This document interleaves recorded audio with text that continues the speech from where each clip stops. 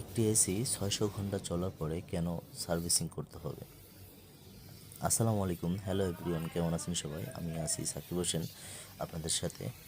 তো এই প্রশ্নটা অনেকেরই হয়ে থাকে যে আমার এসি কখন সার্ভিসিংয়ের সময় হয়ে গেছে, এটা চেক করতে করে দেখা গেল আমার এসি নষ্ট হয়ে গেছে। তো আমি এটা সহজে কীভাবে বুঝবো যে আমার এসি এখন সার্ভিসিংয়ের উপযুক্ত হয়ে গেছে? তো আসলে আমরা যে সবাই বলি 600 ঘন্টা বা 2 মাস, 3 মাস, 6 মাস, এগুলো আসলে বলা অবশ্য সব জায়গার জন্য ঠিক না। কারণ আগে দেখতে হবে আমাদের এসিটা কোথায় ফিটিং আছে, তার আশেপাশে কতটুকু বা কেমন ময়লা, এটা দেখতে হবে আমাদের।